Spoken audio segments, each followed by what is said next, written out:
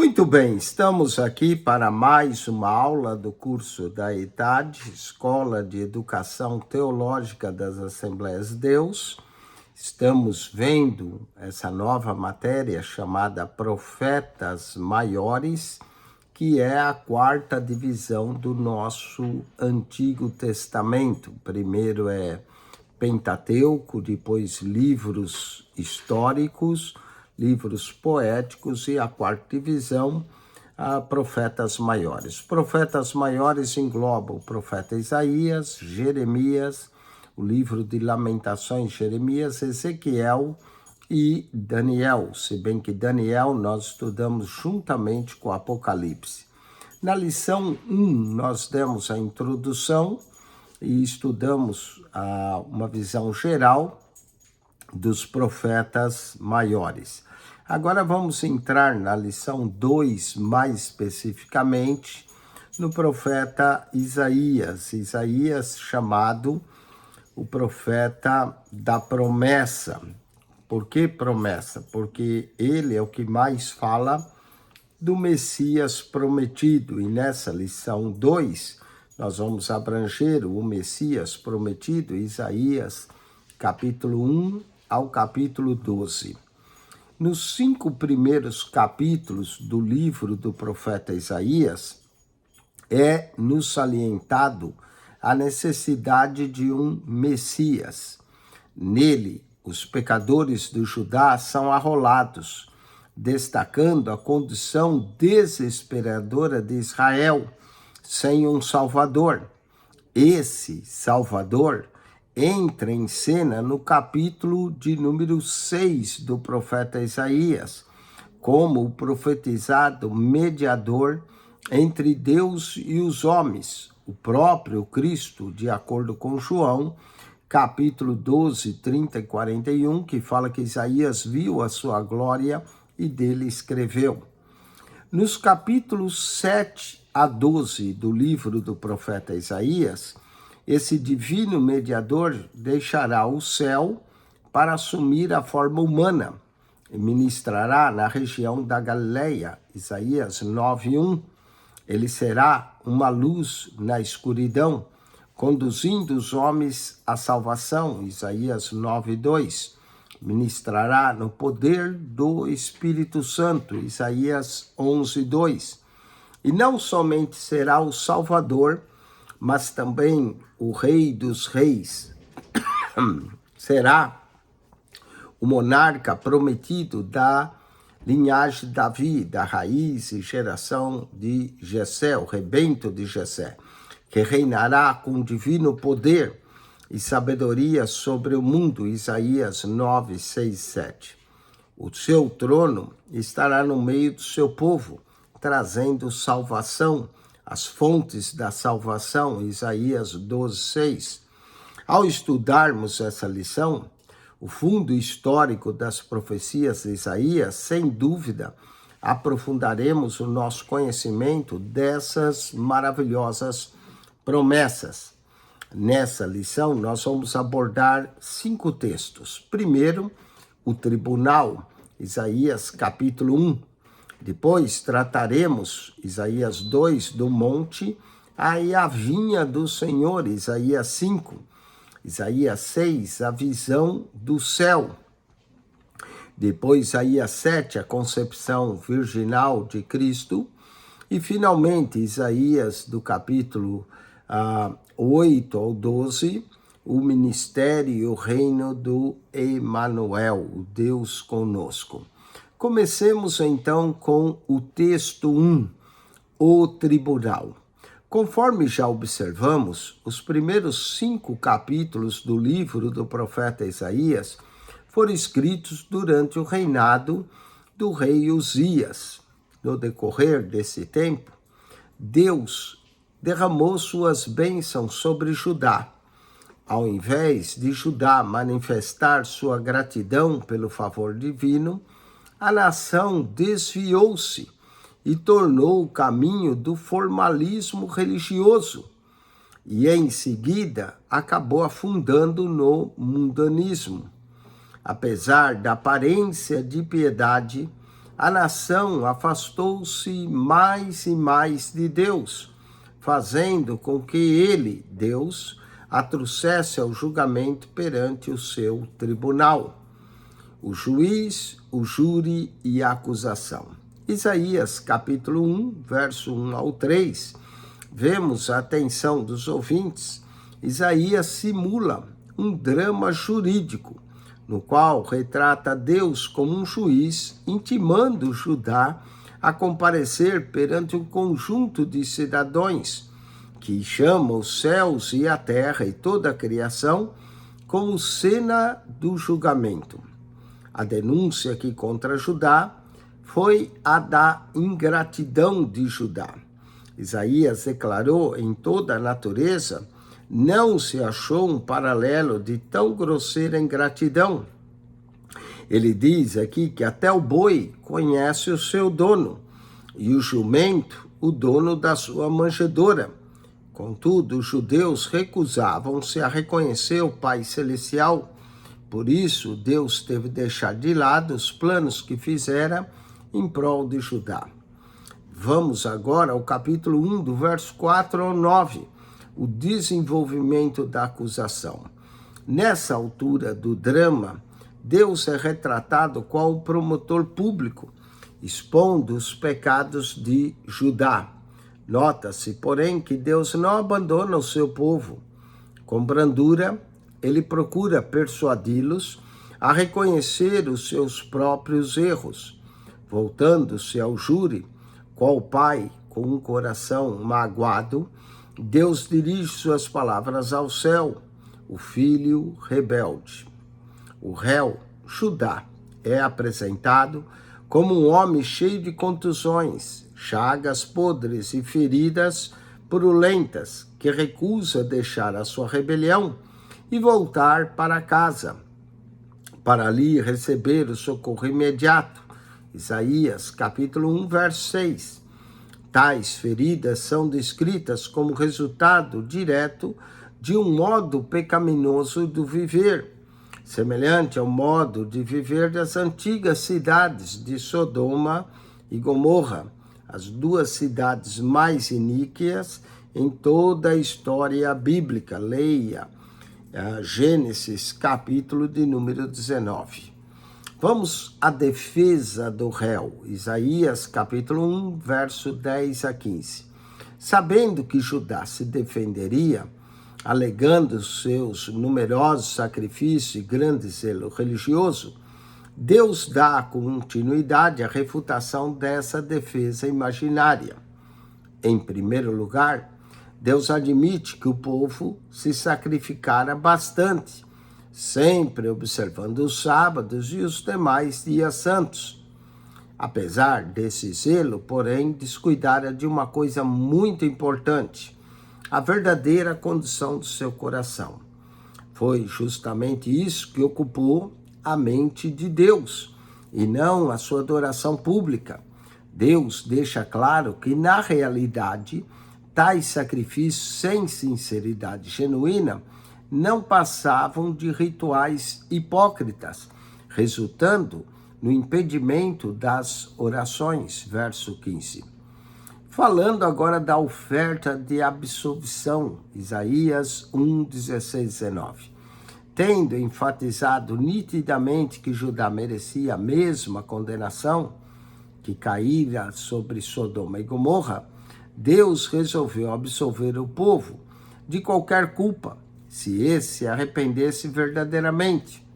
Isaías fala ao povo sobre um certo elemento coroante vindo da Fenícia, usado antigamente para tingir de vermelho tecidos e roupas, que uma vez aplicado era irremovível.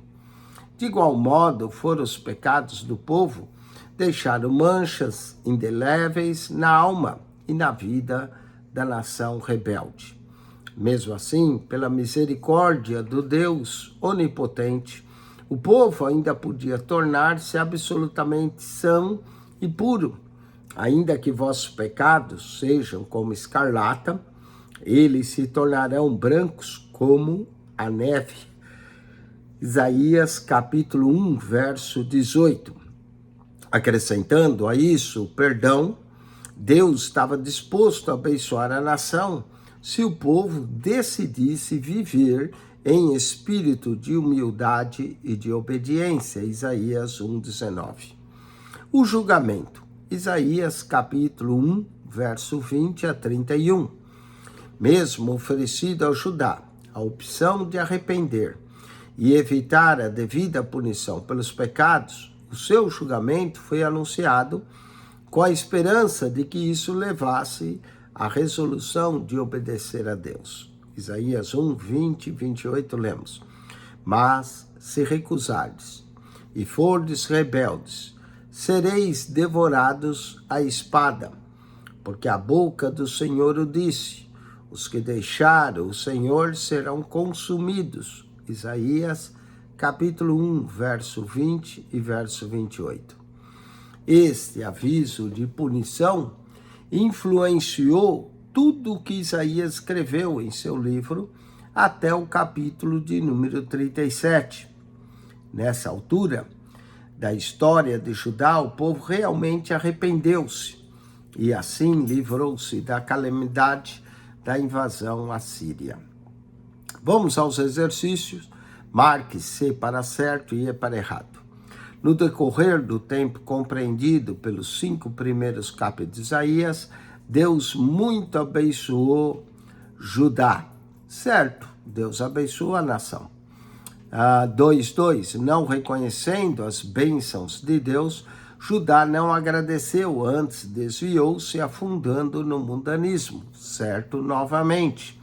2:3. Devido à maldade do povo de Judá, Isaías simbolizou um drama jurídico, onde Deus, o juiz, e Judá sendo julgado, certo?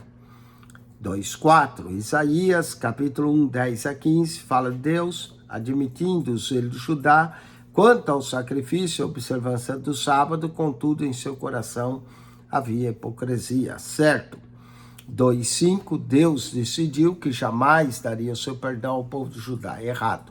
Deus estava disposto a perdoar caso o povo se arrependesse. Então, da 2:1, 2:2, 2:3, 2:4, certo? A 2:5, errada. 2:6, mesmo tendo oferecido a Judá a opção de arrepender e assim ser perdoado, Deus ainda levaria a nação ao julgamento a fim de induzi-los à obediência, certo? Vamos ao texto 2, o monte e a vinha. Isaías capítulo 2 a Isaías capítulo 5. A mensagem dos profetas do Antigo Testamento, quanto ao futuro, é muitas vezes indefinida quanto ao tempo e seu cumprimento. De igual modo, nem sempre indica a ordem cronológica dos acontecimentos preditos. Temos aqui o exemplo na visão de Isaías, descrita no capítulo 2 e a do capítulo 5. O profeta condenou a hipocrisia daquele tempo e predisse a invasão dos inimigos de Judá num futuro imediato e esboçou o plano de Deus a cumprir num futuro ainda muito distante. A ordem desses eventos foi lógica, mas não cronológica, revelando eventos que se dariam num futuro distante.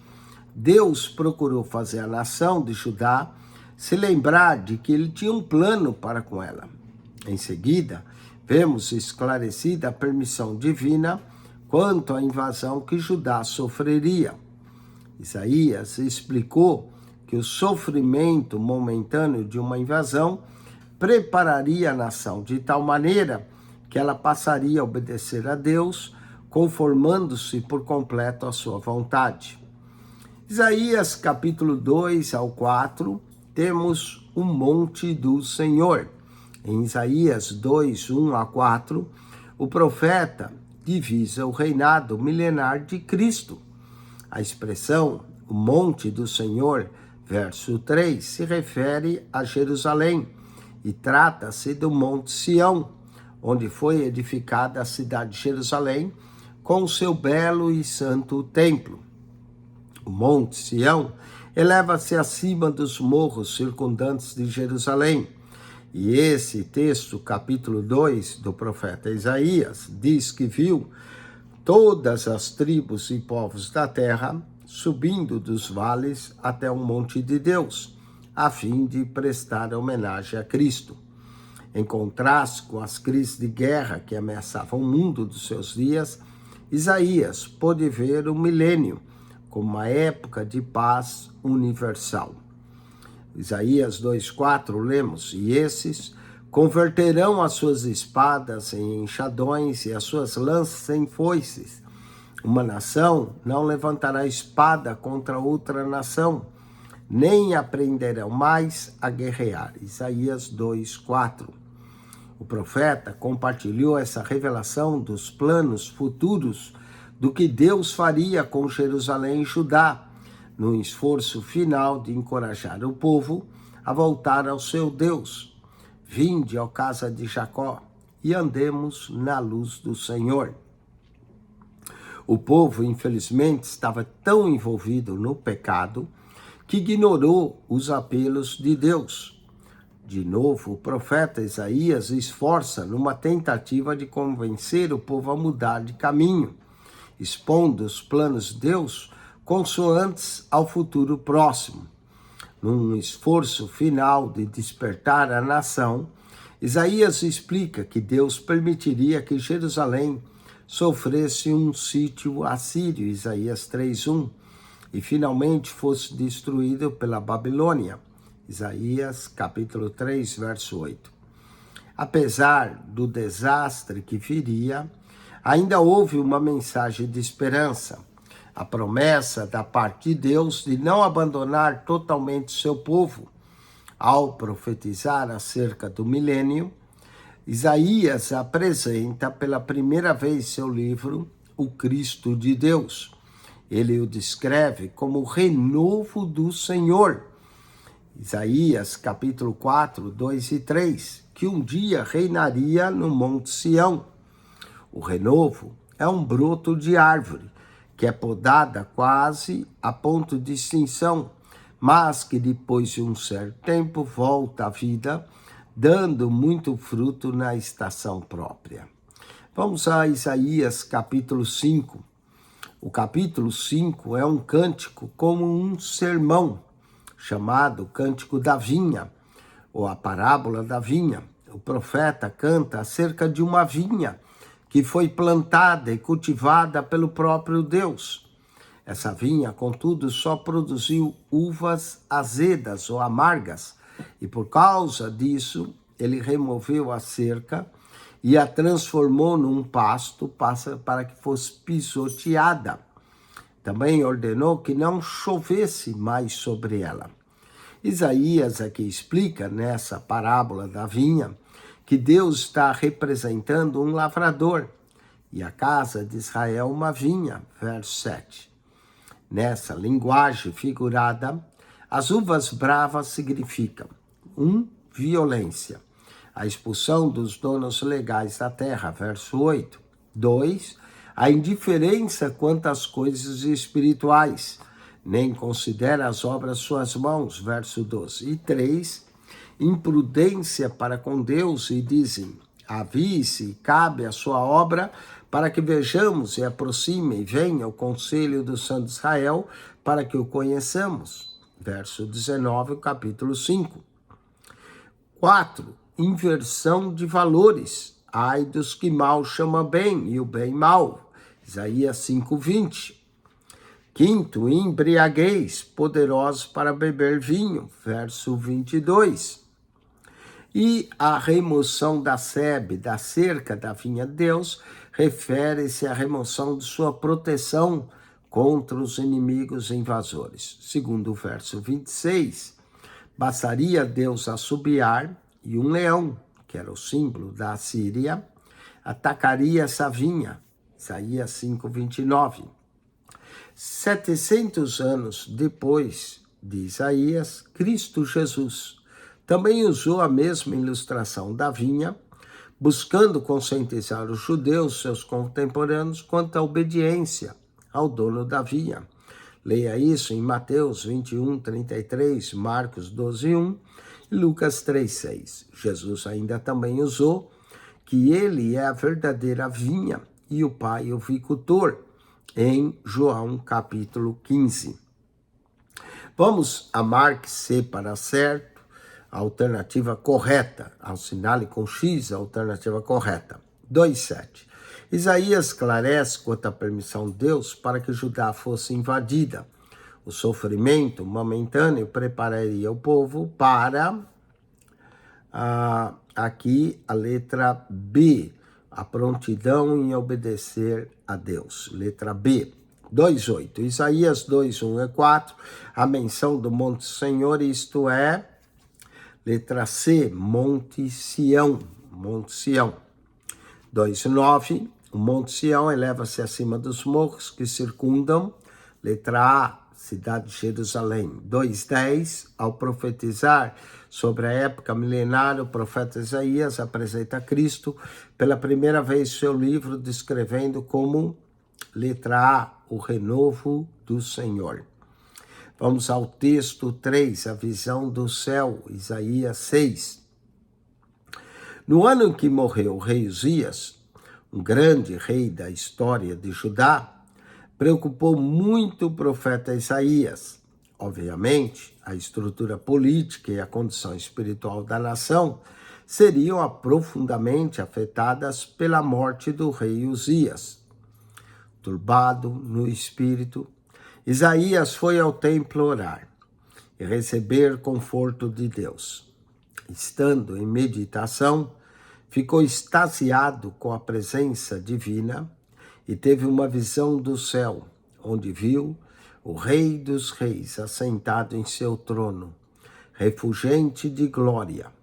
Através dessa experiência, Deus queria afirmar em Isaías a confiança de que os governantes terrestres vêm e vão.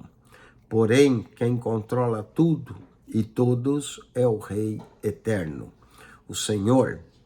Alguns estudiosos da Bíblia discutem se essa experiência do profeta foi ou não a sua chamada original para o ministério. Em Isaías 1:1, percebemos que Isaías foi profeta durante os reinados de Uzias, Jotão, Acás e Ezequias. Durante esse tempo, o profeta estadista pregou em Jerusalém. Os versos 1 a 13 do capítulo 6 de Isaías, contudo, relata que ele foi purificado e, consequentemente, comissionado no ano da morte do rei Uzias. Sem dúvida, o profeta já havia escrito os capítulos 1 a 5 antes desse tempo. Agora confirma-se o seu ministério profético. A finalidade dessa visão foi levar o profeta a uma consagração maior, ao ministério mais profundo, ao fortalecimento da sua fé em Deus, sabendo que brevemente os males de guerra e por causa dos vios pecados de Judá atingiria o povo. A visão de Cristo, Isaías 6, 1 a 4. Ao tratar desse assunto, dessa visão, o evangelista João afirma que nesta visão Isaías realmente viu a Cristo. João, capítulo 12, verso 41. Isaías viu a sua glória e escreveu acerca dele. Esta visão do Senhor, que é visão de Cristo tida por Isaías, é bem similar à visão que também o apóstolo João teve nos capítulos 4 e 5 do livro do Apocalipse. Em duas ocasiões e em visão, o profeta foi ao céu, onde contemplou o santuário celeste. Nos dois casos, ele viu seres angelicais, cada um com 6 asas, e entoando santo, santo, santo é o Senhor dos Exércitos. Há uma diferença também digna de ser mencionada. Isaías viu Cristo primeiro como rei e só depois o viu como cordeiro. Isaías capítulo 53. Já o apóstolo João, no entanto, viu um futuro distante. teve uma visão mais completa, vendo Cristo reinando como Cordeiro que pagará o preço da nossa redenção. Vejamos essa visão, uma visão de si mesmo. Isaías capítulo 6, versos 5 a 7, tendo contemplado a plena glória de Cristo, Isaías, agora humilhado, confessou-se indigno de adorar a Cristo. Disse o profeta, que era de lábios impuros e habitava num povo de impuros lábios. Para purificá-lo, um dos serafins tomou uma brasa viva e tocou-lhe nos lábios. Isso não quer dizer, é lógico, que Isaías não fosse um filho de Deus. Ao contrário, era a voz de Deus falando à consciência cauterizada de Judá. O que essa passagem nos ensina é que, por mais justa que seja a pessoa, sem pureza espiritual, não terá condição de adorar a um Deus santo, santo, santo. 2 altares eram usados no templo. O maior, ele era feito de bronze e era para oferecer sacrifício. O menor, feito de ouro, para oferecer incenso. É importante notar que a brasa viva, a qual se refere Isaías 6,6, foi tirada do altar menor, que ficava diante da cortina que separava o lugar santo do lugar santíssimo. O altar do incenso sempre tinha brasas vivas e era usado nas cerimônias, quando o sumo sacerdote adentrava no lugar santíssimo, onde estava a arca do concerto, que simbolizava o trono de Deus. Antes de penetrar, além do véu que separava o lugar santo dos santos santos, o sumo sacerdote aspergia sangue em certos pontos desse altar para se purificar. O altar do incenso simbolizava o acesso livre ao trono de Deus. Quando verteu o seu sangue na cruz do Calvário, Jesus subiu aos céus, se tornou o nosso sumo sacerdote. Jesus Cristo garantiu uma entrada franca e permanente no lugar santíssimo do Pai. Vejamos o seguinte, Hebreus 10, 19, 20. Tendo, pois, irmãos, ousadia para entrar no santuário pelo sangue de Jesus, pelo novo e vivo caminho que ele nos consagrou, pelo véu, isto é, pela sua carne. Hebreus 10, 19 a 20. Uma visão da missão a ser cumprir.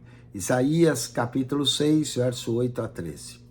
Uma tendência natural entre os obreiros é a de medir o êxito do seu ministério em termos de sucesso entre os homens, citando totais de convertidos, levantando vultuosas quantias de dinheiro e comparando o tamanho de suas igrejas com outras, e etc. Tal forma de medir sucesso é própria e é próprio dos obreiros do Senhor. Vejamos, no entanto, a vida e o ministério de Isaías. Mesmo antes de iniciar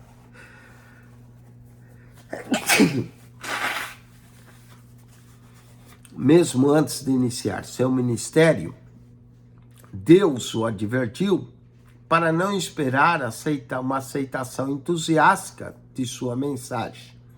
Antes deveria saber que suas palavras seriam mal acolhidas, exceto por uma minoria. Apesar disso, Deus declarou a Isaías que seu ministério seria de muita importância e que, mesmo sendo desprezado, a sua tarefa a favor de Judá seria a expressão da vontade de Deus para a sua vida. Vamos aos exercícios desse texto 3. Marque-se para certo e para errado. 2:11. A morte do rei Uzias muito preocupou Isaías quanto à estrutura política e à condição espiritual do povo. Certo?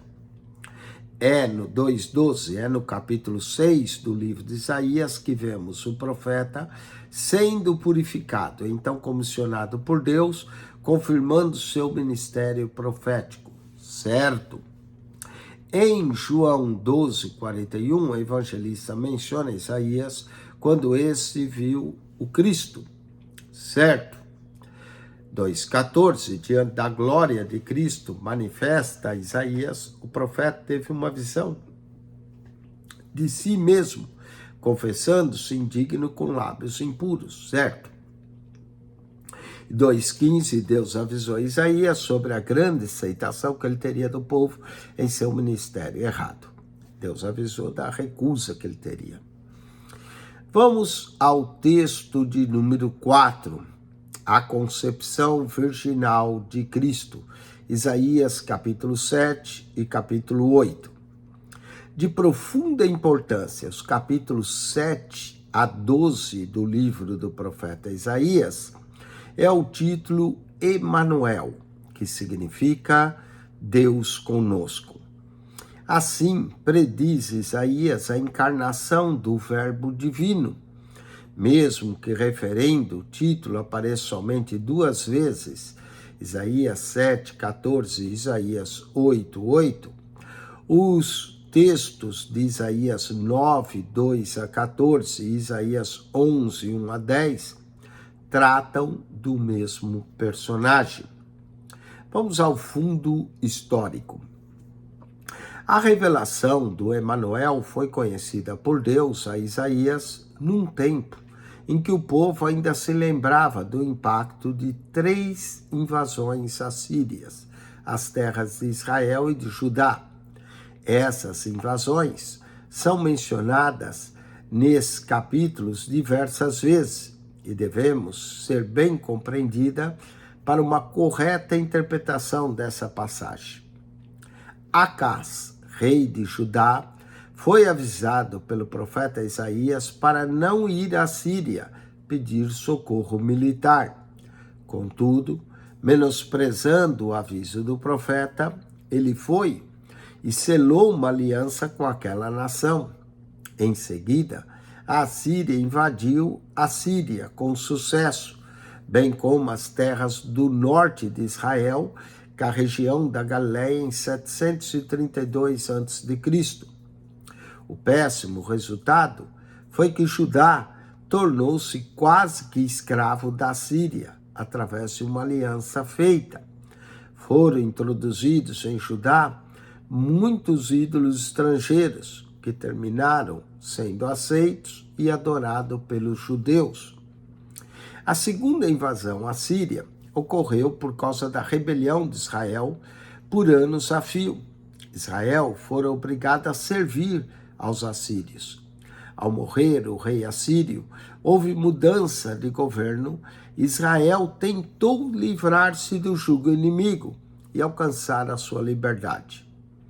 Essa insurreição de Israel não teve êxito e terminou com a destruição da capital da Samaria, Reino do Norte. A fim de evitar novas revoltas, os líderes das nações foram levados cativos para a Síria, juntamente com outros cativos e estados vassalos daquele país. Isso se deu no ano 722 a.C.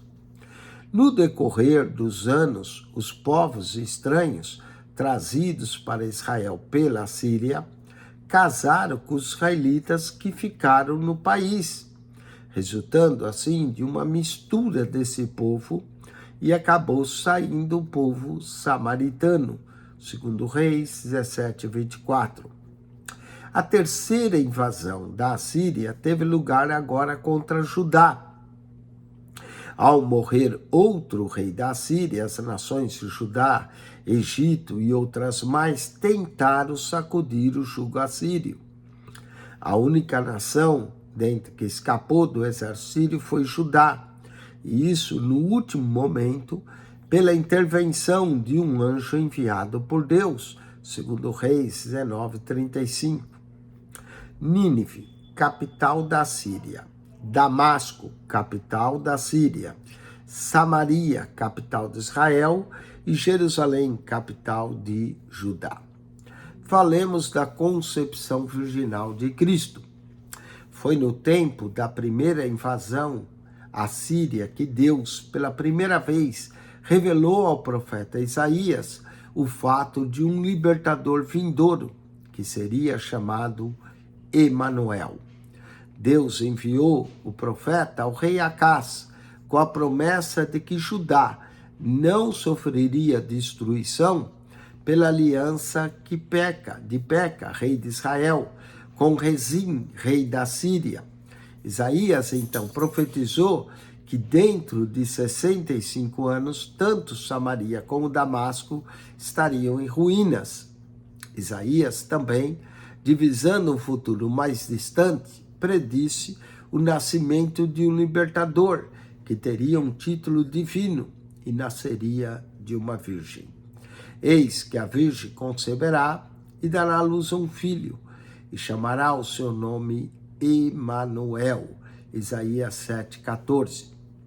Alguns criticam essa profecia sobre 2 pontos. O primeiro é quanto à palavra virgem, alma, no original hebraico, que alegam eles, pode significar uma mulher jovem em idade de se casar, ou virgem no sentido sexual. O segundo é que Isaías estava afirmando que o menino nasceria naqueles dias, isto é, durante a vida do profeta. Quanto ao primeiro ponto, a palavra alma poderia sim referir-se a uma mulher nova em idade de casar, mas as escrituras sagradas nunca se lê essa palavra significando simplesmente moça, isto é, jovem. Onde quer que apareça a palavra alma, o contexto sempre indica uma virgem no sentido mais estrito da palavra. Além disso, é no Novo Testamento que a palavra alma é citada, traduzida para o grego do vocábulo é parternos, referindo-se especificamente, unicamente a uma virgem no sentido pleno da palavra. Quanto ao segundo ponto, por vezes o profeta, num só texto, refere-se ao presente e ao futuro remoto. Isaías 7, 14, 17. Embora pareça estranho o fato de o profeta, de repente, passar do presente para o futuro, e aqui estamos falando de um futuro de 700 anos distante, é o que Isaías fez aqui, ou faz aqui, esse não é um caso isolado. É algo muito comum também na mensagem profética da Bíblia. Compare 2 Samuel 7, 11 a 16, Zacarias 6, 9 a 15. Mas falemos do outro nascimento, Isaías 8. As profecias do capítulo 8 tratam do futuro imediato das profecias de Isaías 7, 14. Quando predisse a queda de Samaria, o ataque da Babilônia ao reino de Judá. Ao fim de enfatizar sua mensagem, Deus usou uma ilustração através de um dos 2 filhos que Isaías teria. Esse filho seria chamado Maar Salal Hasbaaz, que significava rápido à presa, veloz ao despojo. Almeida, revista corrigida, o rápido despojo, presa segura, Isaías 8:3, na Almeida, revista atualizada. Ao outro filho, o primeiro, também fora dado um nome simbólico, revelando o fato ligado ao cativeiro babilônico. Muito depois da invasão assíria, o menino recebera o nome de Sear-Jazub, significando um remanescente voltará, um resto volverá. Isaías 7:3, Almeida, revista atualizada. Através desses 2 nomes, Deus mostrou a Judá o seu plano até que seu povo voltasse do cativeiro.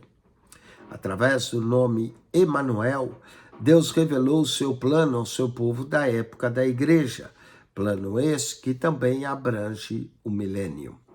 Vamos aos exercícios do texto 4, relaciona a coluna A de acordo com a B. Coluna A, Deus conosco é o significado de letra E, Emanuel. 2:17, a Síria invadiu a Síria e o reino do norte, sobre a responsabilidade do rei de Judá, aqui letra C, Acaz. 2:18. A segunda invasão assíria deu-se por causa, aqui, letra A, os samaritanos, da rebelião de Israel. Letra D, 2:18, letra D. 2:19. Estrangeiros trazidos a Israel pela Síria, casados com israelitas, originando, letra A, os samaritanos. A terceira invasão à Síria foi contra, letra B, Judá. Vamos ao último texto dessa lição, 2, falando do ministério e o reino do Emanuel. Isaías, capítulo 9 ao 12. O Emanuel foi apresentado no capítulo 7, verso 14, e continua com a personalidade principal, mencionado em Isaías, capítulo 7, 14 e 8:8. Ele continua como essa personagem até o fim do capítulo 12. Não há sombra de dúvida que o Emanuel é um rei incomparável, citado nessas referências, o mesmo Emanuel, o Senhor Jesus, Mateus 1:23. A predição do ministério do Emanuel na Galileia, Isaías 9, 1-5. No capítulo 9 do livro do profeta Isaías, encontramos a predição de que o Emanuel encontraria primeiramente na Galileia, território das antigas tribos de Zebulon e Naftali. E é nessa área que se localizam as cidades de Nazaré, Caná e Cafarnaum. Esse território é altamente importante, pois nessa localidade da Terra Santa apareceu o Emanuel pela primeira vez como porta-voz do Pai. Também é interessante notar que, segundo a história, essa terra foi a primeira parte da nação a cair ante o ataque dos invasores assírios em 732 a.C. Assim, a duração do cativeiro é descrita aqui como um período de trevas, e dissipando-se tais trevas, brilharia uma grande luz no mundo. A terra de Zebulon e a terra de Naftali, junto ao caminho do mar, além do Jordão, a Galileia das nações, o povo que estava sentado em trevas, viu uma grande luz, e aos que estavam sentados na região e sombra da morte, a luz raiou. Mateus 4, 15-16. Deus encarnado, Isaías 9, 6, 7. Isaías 9, 6 e 7 é um dos textos bíblicos mais importantes sobre a divindade de Cristo. Nessa passagem, temos uma profecia de que o Cristo, uma vez encarnado e vindo ao mundo, teria 4 títulos que o distinguiria como um ser divino. Porque um menino nos nasceu, e o seu nome será Maravilhoso Conselheiro. Maravilhoso Conselheiro, Deus Forte, Pai da Eternidade, Príncipe da Paz. Isaías 9:6. Vamos estudar cada um desses títulos. Maravilhoso Conselheiro. Embora algumas versões da Bíblia divida maravilhoso e conselheiro com uma vírgula, esse título em 2 é bem claro no idioma hebraico, que as duas palavras devem ser combinadas formando um único título. A palavra, que em hebraico significa maravilhoso, é pele, usada exclusivamente para falar de Deus e suas obras, e nunca do homem. Isaías usou esse título para mostrar que a sabedoria de Cristo é sobrenatural. O apóstolo Paulo expressou a mesma verdade 800 anos depois de Isaías, quando escreveu: em que estão escondidos todos os tesouros da sabedoria e da ciência. Colossenses 2:3. Temos mais uma indicação de que esse título trata da divindade de Cristo. Essa expressão ali revela a sabedoria de Deus, que ele é um maravilhoso em conselho e grande em sabedoria. Isaías 28, verso 29. Vamos ao segundo título, Deus Forte. Esse é o segundo título do Emanuel. Alguém já disse que a palavra Deus não expressa sempre a divindade, porque muitas vezes é usado para também descrever outros deuses de nível inferior. João 10:34, 2 Coríntios 4:4. O Dr. Edward Young, tratando disso, seu comentário sobre o livro do profeta Isaías, dá 3 razões porque o título refere-se à deidade de Cristo. Primeiro, Isaías não emprega o termo El, Deus, ao referir-se ao homem. Por exemplo, o profeta escreve: os egípcios são homens, Adão, e não Deus, Isaías 31:3. B. A mesma expressão, Deus forte, é usada pelo próprio Isaías quando fala de Jeová. Os restantes se converterão ao Deus forte, sim, os restantes de Jacó, Isaías 10:21. E C. O Antigo Testamento usa a palavra El no singular, unicamente para referir a Deus e a ninguém mais. A forma singular da palavra El pode ser usada no idioma português para referir a outra pessoa, além de Deus, mas no hebraico o termo é outro, completamente diferente. Vamos ao terceiro título, Pai da Eternidade. É o terceiro título do Emanuel. Esse nome sublime deve surpreender muitos que pensam que Cristo é tão somente o Filho de Deus. Na realidade, o título Filho salienta a relação de Cristo com o mediador entre nós e o Pai. O seu relacionamento para com os salvos é expresso através de uma diversidade de termos. Por exemplo, para destacar a sua intercessão sacerdotal a nosso favor, ele é chamado nosso irmão, Hebreus 2:12. Quando entra em destaque a remissão dos pecados, ele é chamado o Cordeiro de Deus, ou Cordeiro, Apocalipse 5:6. Quanto ao seu amor paternal e ao cuidado para com seus filhos, ele é identificado como Pai da eternidade, Isaías 9:6. A força infinita da palavra eterno destaca a sua divindade. E nem os dois conceitos, Pai e Eterno, aparecem em Isaías 63:16. Tu, ó Senhor, é o nosso Pai, nosso Redentor, desde a antiguidade é o teu nome. Pai da eternidade também sugere que ele criou uma nova eternidade para que o homem vivesse. Podemos mencionar 2 eternidades, uma de Deus, que não tem princípio nem fim, e outra, a que foi criada para o homem. Como nós tivemos princípio e não teremos fim, então ele criou uma eternidade para que nós vivêssemos nessa eternidade. Daí o porquê também o Pai da eternidade.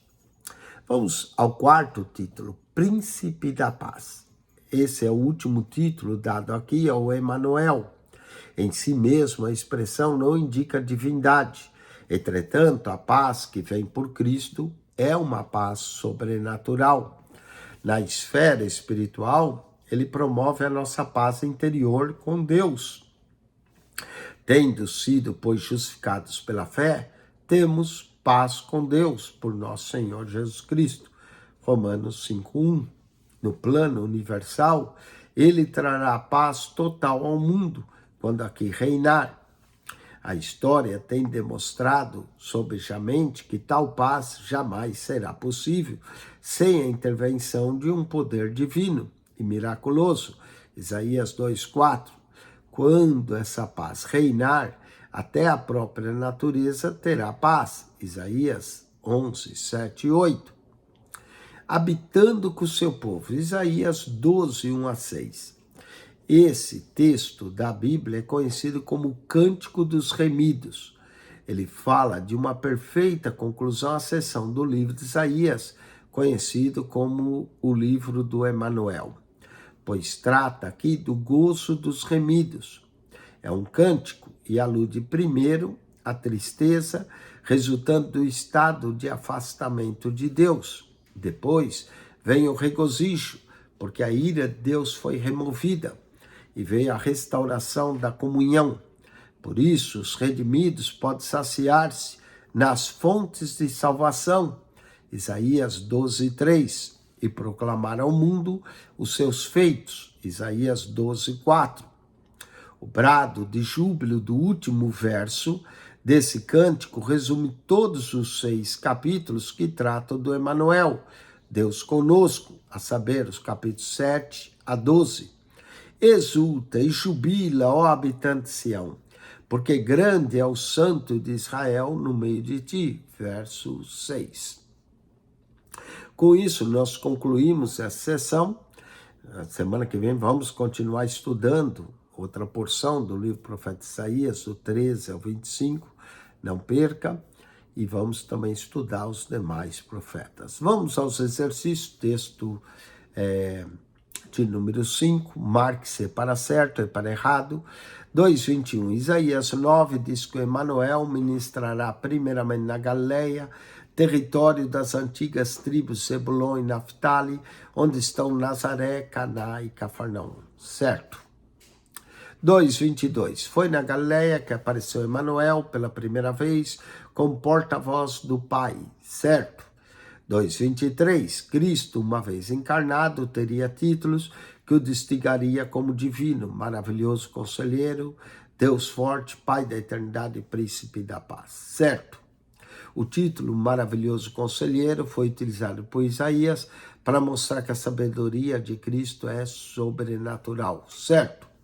Deus forte foi um título dado a Jesus, considerando sua grande força física, causava medo e quantos deles se acercassem. Errado, não é por essa razão, não.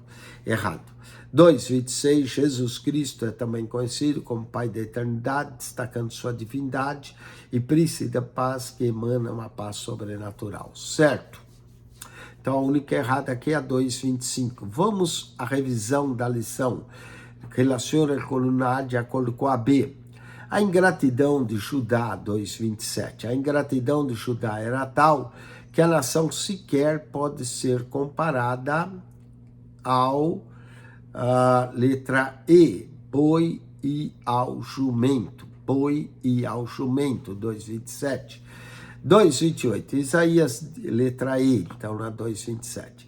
2:28, Isaías divisa o reino milenar de Cristo como uma época de, aqui letra C, paz universal. 2:28, letra C, paz universal. 2:29, contemplando a glória de Deus, Isaías sentiu-se indigno de adorar Cristo com, letra B, lábios impuros.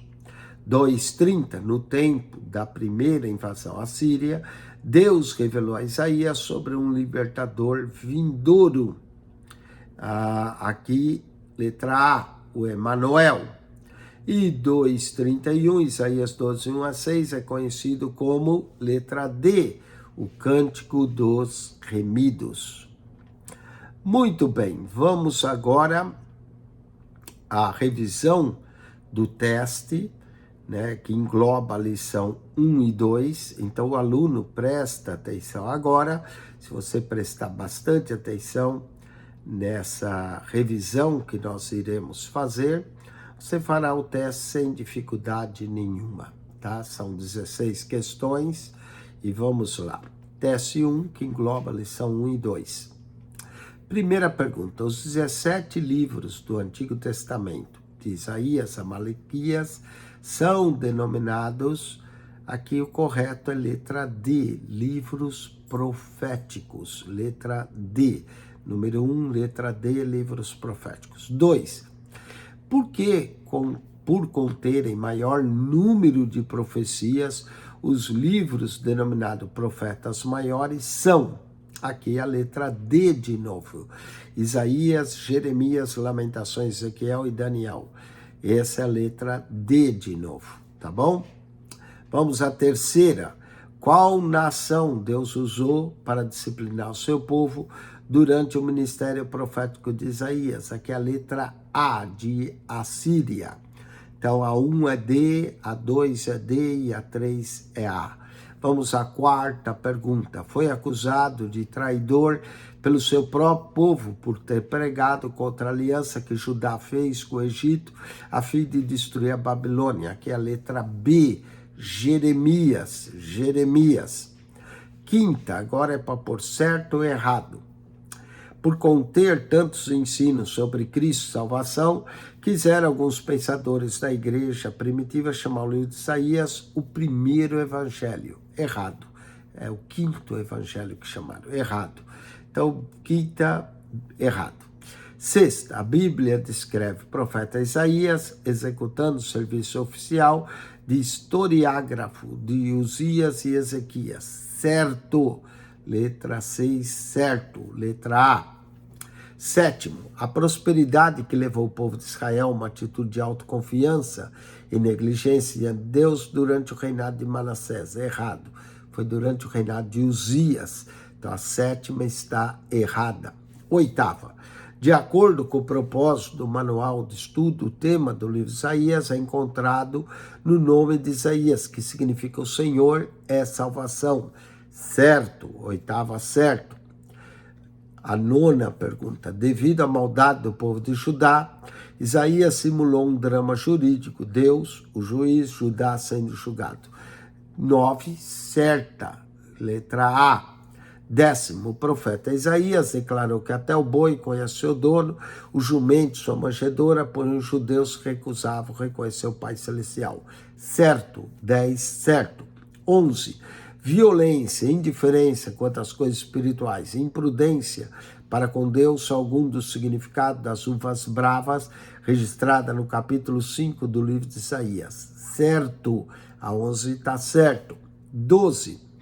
São originários do casamento de povos estranhos trazidos para Israel pela Síria. Aqui é a letra D, os samaritanos. Letra D, os samaritanos. 13. Trata do futuro imediato, quando prediz que a queda de Samaria e o ataque da Babilônia contra Judá.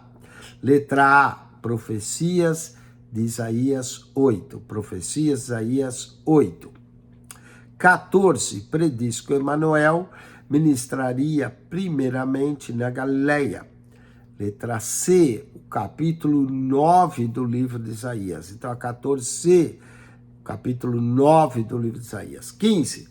Encontrado no capítulo 12 do livro de Isaías, alude primeiro à tristeza, resultando ao estado de afastamento de Deus. Letra B. Cântico dos Remidos. Letra B. Cântico dos Remidos. E 16. A visão do céu com o rei dos reis aceitar no seu trono foi vista pelo profeta Isaías logo após a morte de Jotão. Errado. Foi logo após a morte de Uzias. Então tá 16 errado. Muito bem.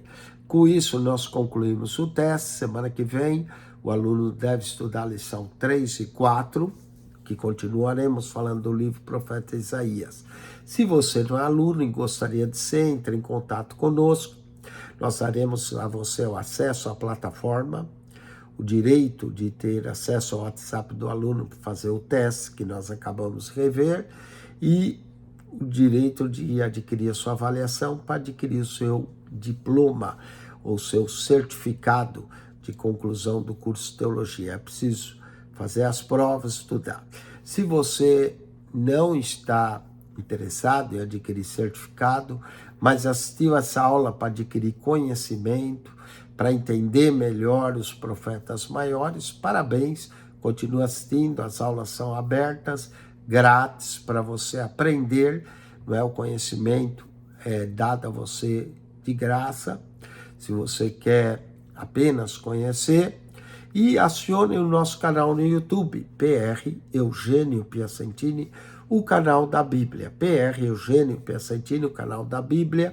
Ao entrar, clique na foto redonda, vai aparecer um menu, clique no playlist, ali no playlist você vai encontrar 230 pastas com um total de 6.500 vídeos. Se for na primeira pasta lá embaixo, comentário em Mateus, até o Apocalipse, as primeiras 27 pastas, todo o Novo Testamento, e depois Você vai ter Gênesis a Malaquias, as primeiras 70 páginas, toda a Bíblia comentada para você. PR Eugênio Piacentini, o canal da Bíblia. Subscreva esse canal e divulgue entre amigos e familiares. PR Eugênio Piacentini.